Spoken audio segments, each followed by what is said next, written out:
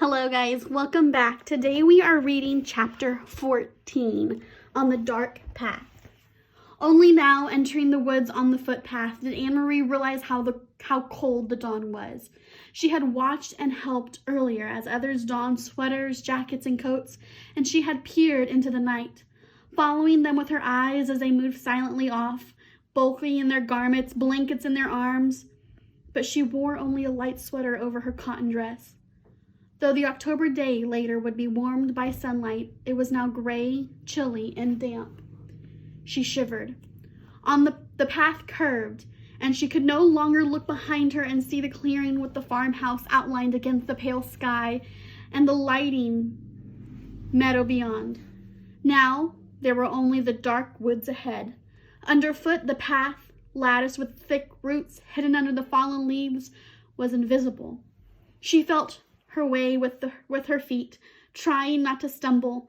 The handle of the straw basket scratched her arm through her sweater. She shifted it and tried to run.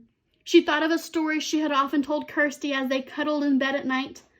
Once upon a time, there was a little girl, she told herself silently, who had a beautiful red cloak.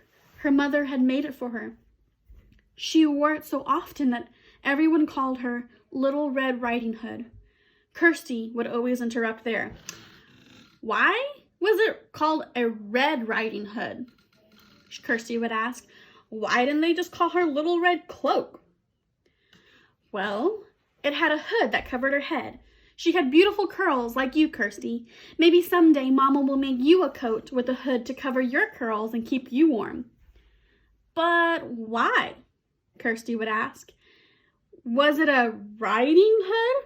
Was she riding a horse? Maybe she had a horse that she rode sometimes, but not in the story. Now stop interrupting every minute. Anne-Marie smiled, feeling her way through the dark, remembering how Kirsty always interrupted stories to ask questions. Often, she just wanted to make the story last longer. The story continued. On one day, the little girl's mother said, I want you to take a basket of food to your grandmother. She is sick in bed. Come, let me tie your red cloak. The grandmother lived deep in the woods. Didn't she? Kirsty would ask. In the dangerous woods where wolves lived. Anne-Marie heard a small noise, a squirrel, perhaps, or a rabbit scampering nearby. She paused, stood still in the path, and smiled again. Kirsty would have been frightened. She would have grabbed Anne-Marie's hand and said, "A wolf!" But Anne-Marie knew that these woods were not like the woods in the story. There were no wolves or bears or tigers, none of the beasts that populated Kirsty's vivid imagination. She hurried on. Still, they were very dark, these woods. Anne-Marie had never followed this path in the dark before. She had told her mother she would run, and she tried. Here the path turned. She knew the turning well, though it seemed different in the dark. If she turned to the left, it would take her to the road, out where it would be lighter, wider, and more traveled, but more dangerous too. Someone could see her on the road. At this time of dawn, other fishermen would be on the road, hurrying to their boats for the long day at sea, and there might be soldiers. She turned to the right and headed deeper into the woods. It was why Mama and Peter had needed to guide those who were strangers here, the Rosens and the others. A wrong turn would have taken them into danger. So, Little Red Riding Hood carried the basket of food and hurried along through the woods. It was a lovely morning and the birds were singing. Little Red Riding Hood sang too as she walked. Sometimes she changed that part of the story, telling it to Kirsty. Sometimes it was raining or even snowing in the woods. Sometimes it was evening with long, frightening shadows so that Kirsty, listening, would snuggle closer and wrap her arms around Anne-Marie. But now,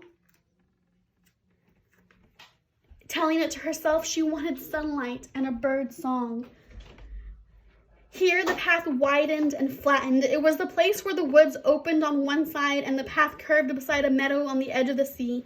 Here she could run, and she did. Here in daylight there would be cows in the meadows, and on a summer afternoon Anne-Marie would always stop by the fence and hold out handfuls of grass, which the cows would take with their rough tongues. Here, her mother had told her, Mama would always stop too, as a child walking to school. Her dog, Trofast, would wriggle under the fence and run about in the meadow, barking excitedly, trying to chase the cows who always ignored him. The meadow was empty now and colorless in the half-light. She could hear the churning sea beyond and see the wash of daylight to the east over Sweden. She ran as fast as she could, searching with her eyes for the place ahead where the path would re-enter the woods in its final segment, which led to town. Here, the bushes were overgrown and it was difficult to see the path, but she found the entrance. Beside the high blueberry bushes, how often she had stopped here in late summer to pick a handful of blueberries. Her hands and mouth would be blue afterwards. Mama had always laughed when she came home. Now it was dark again, and as the trees and bushes closed around her, she had to move more slowly, though she still tried to run. Anne-Marie thought of Mama, her ankle so swollen and her face so pained. She hoped Mama had called the doctor by now. The local doctor was an old man, brisk and businesslike, though with kind eyes. He had come to the farmhouse several times during the summers of the past, his battered car noisy on the dirt road. He had come once when Kirsty was a tiny baby then and had been sick and wailing with an earache. And he had come when Liz had spilled hot grease cooking breakfast and burned her hand. Anne-Marie turned again as the path divided once more. The left fork would take her directly to the village. It was the way they had come from the train, and the way Mama had walked to school as a girl. But Anne-Marie turned to the right, heading now toward the harbor side, where the fishing boats lay at anchor. She had often come this way before, too, sometimes at the end of the afternoon, to pick out the Ingeborg, Uncle Henrik's boat, from the many returning, and to watch him and his helpers unload the day's catch of slippery, shimmering herring still flopping in their containers. Even now, with the boats in the harbor ahead of the empty fish, preparing to leave for the day's fishing, she could smell the oily, salty scent of herring, which always remained in the air here. It wasn't far now, and it was getting lighter. She ran almost as fast as she had run at school in the Friday foot races. Almost as fast as she had run down the Copenhagen sidewalk on the day that the soldier had stopped her with his call of "Halt!" Anne-Marie continued the story in her head. Suddenly, as Little Red Riding Hood walked through the woods, she heard a noise. She heard a rustling in the bushes. "A wolf?" Kirsty would always say, shivering with fearful delight. "I know it's going to be the wolf." Anne-Marie always tried to prolong this part, to build up the suspense and tantalize her sister. She didn't know what it was. She stopped on the path and listened.